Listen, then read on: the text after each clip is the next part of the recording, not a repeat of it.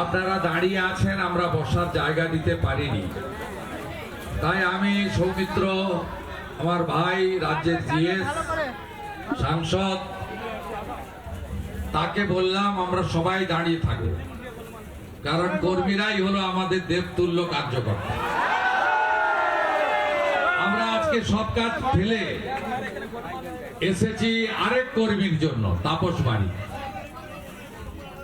ভারতীয় জনতা পার্টিতে কোনো নেতা নেই, নেতা একজন, নরেন্দ্র মোদী। আমরা সবাই কর্মী, প্রত্যেক কর্মীর উচিত আরেকজন কর্মীর পাশে দাঁড়ানো।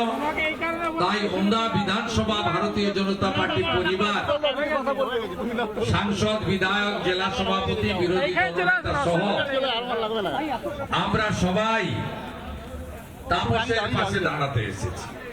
আমি ধন্যবাদ জানাই জেলা সভাপতি তাপস বসুকে, আমি ধন্যবাদ জানাই স্থানীয় বিধায়ক, লড়াকু নেতা অমরনাথ শাখাকে, আমাদের বাঁকুড়ার বিধায়ক সম্মানীয় নীলাদ্রি দানা, আমাদের ইদাসের বিধায়ক নির্মল ধারা, সোনামুখীর লোকপ্রিয় বিধায়ক দিবাকর ঘরামি, জাতীয় ন্যাশনাল কাউন্সিল মেম্বার, বাঁকুড়া জেলার ভূমিপুত্র আদিবাসী নেতা ক্ষুদিরাম টুডু, আমাদের বিভাগ কনভেনার বাঁকুড়া, আসানসোল, পুরুলিয়ার বিশিষ্ট লয়ার বিল্লেশ্বর সিনহা, প্রাক্তন জেলা সভাপতি সুজিত অগস্তি, বাঁকুড়ার প্রাক্তন জেলা সভাপতি ইনচার্জ সুনীল রুদ্র মন্ডল সহ সম্মানিত মঞ্চ, আমি প্রত্যেককে অভিনন্দন জানিয়ে আপনাদের কাছে ব্যথাতুর হৃদয় নিয়ে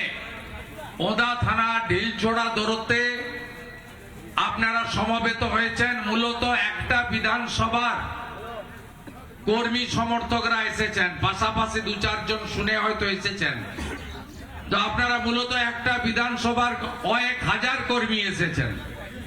আমরা শুধু এই 700-800 মিটার হাঁটা বা সভা করে শেষ করিনি।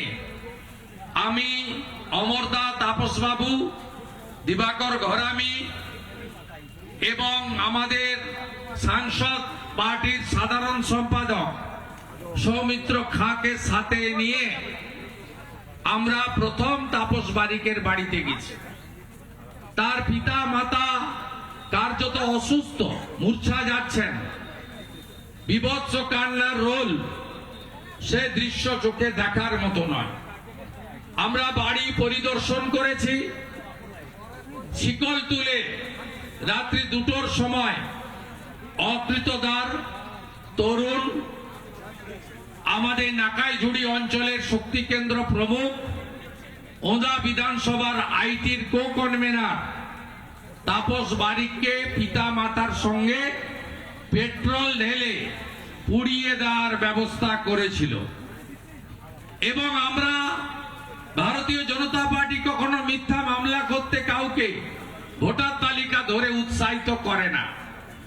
এই পার্টি সত্যতার উপরে দাঁড়িয়ে সংগ্রাম এবং লড়াই করে। আপনারা তাপসের এফআইআর দেখবেন, আইসি ওদাকে তিনি লিখেছেন রাত্রি 2টোয় ঘুমন্ত অবস্থায় পেট্রোল ঢেলে বাড়ি পোড়ানো হয়েছে। তার আগে ওনার জ্যাঠামশাইয়ের একটা ছোট্ট জায়গায় তাপস ডাটা এন্ট্রি অপারেটরের কাজ করে, সেখানে 1,10,000 টাকা লুট করা হয়েছে। এবং তিনি কোন দল বা ব্যক্তির নাম দেননি, যেহেতু চোখে দেখেননি, তিনি দিয়েছেন দুষ্কৃতকারীদের নাম। পুলিশের দায়িত্ব ছিল 48 ঘন্টা পেরিয়ে 72 ঘন্টা হতে যায় গ্রেফতার করার, তদন্ত করার, তারা সেটা করেনি। তারা আমরা আজকে যাব বলে ফরেনসিক পাঠিয়েছে। আমরা তাপসের বাড়ির পুনর্নির্মাণের অর্থ সাহায্য করেছি, তার দোকান বানানোর ব্যবস্থা করব, তাকে অর্থনৈতিকভাবে দাঁড় করাবো। আর ওনার পুলিশকে বলে গেলাম, আপনাদের এসপি পূর্ব মেদিনীপুর থেকে এসেছে, ওকে আমি ভালো চিনি। পিসি ভাইপোর কথায় ওঠেন আর বসেন। আপনাদের দুটো অ্যাম্বুলেন্স এসছে, ছেড়ে দেন। এটা পুলিশ পাঠিয়ে দিয়েছে, ছেড়ে দেন,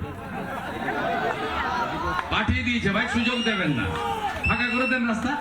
এদিকে চেপে আসুন, হয়ে যাবে, হয়ে যাবে, সুন্দর করে বের করে দেন, বের করে দেন। এটা আমার অভিজ্ঞতা আছে, আমি 23-এ পঞ্চায়েতের পরে মিছিল করেছিলাম,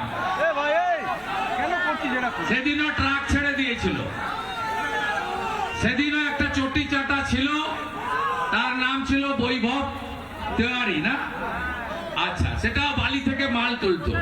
আর এখন একটা এসছে আসানসোলের ছেলে সৌম্যদীপ ভট্টাচার্য, এ বেটাকে আমি চিনি, পূর্ব মেদিনীপুরে গেছিল, আমাকে টাইট করতে নিজে টাইট হয়ে চলে এসেছে। নানা ধরনের কন্টেন্ট দেখার জন্য লাইক করুন, শেয়ার করুন আমাদের ফেসবুক পেজ, সাবস্ক্রাইব করুন আমাদের ইউটিউব চ্যানেল। পাশাপাশি অন্যান্য ব্রেকিং নিউজের জন্য অবশ্যই চোখ রাখুন রিপাবলিক বাংলায়।